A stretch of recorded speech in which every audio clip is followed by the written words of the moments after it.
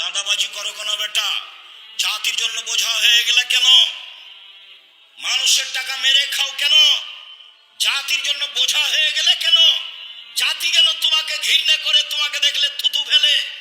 কাপুরুষ, কাপুরুষের সন্তান কাপুরুষ জাতির জন্য বোঝা হলে কেন?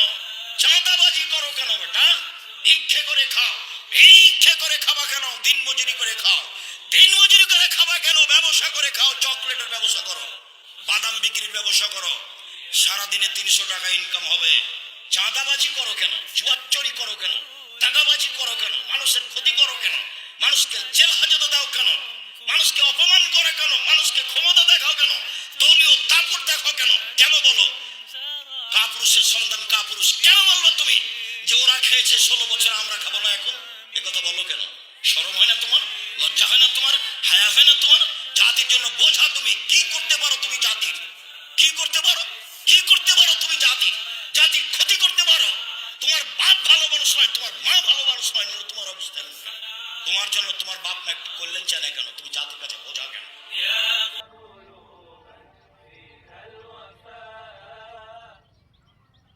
কথাগুলো যে বলছে ডাইরেক্ট কিন্তু কলিজায় হিট করছে।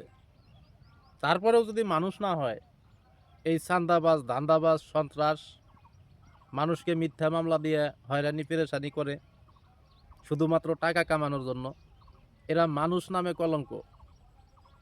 এরা আল্লাহ তাআলা এদেরকে দুনিয়ায় পাঠাইছে আল্লাহর কাজ করার জন্য, সেটা তো করতেছে না, আরও মানব জাতির ক্ষতি করতেছে।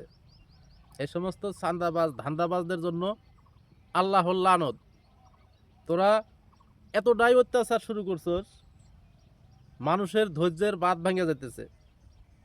এক নাসিরউদ্দিন পাটোয়ারিকে মামলা দিয়ে থামায় রাখতে পারবি, কোনো লাভ হবো না। কয়জনের মুখ বন্ধ করবি? কয়জনের মুখ তোরা বন্ধ করবি?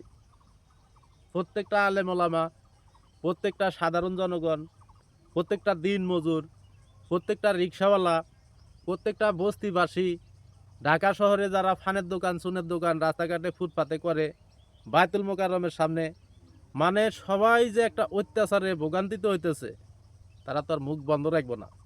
অতএব চাঁদাবাজি বন্ধ কর, চাঁদাবাজি বন্ধ করে দে, তাহলে মানুষের মুখ এমনিতেই বন্ধ হয়ে যাব। আর যদি চাঁদাবাজি বন্ধ না করে মামলা হামলা দিয়ে মানুষের মুখ বন্ধ করতে চাও, তাহলে পরিণতি খুব ভয়ানক, খুবই ভয়ানক। মানুষের মুখ কিন্তু বন্ধ করা যায় না। যারা হক পথে চলে, হক কথা বলে, তারা কিন্তু মৃত্যুর ভয় করে না। এই কথাটা মাথায় সেভ করে রাখো।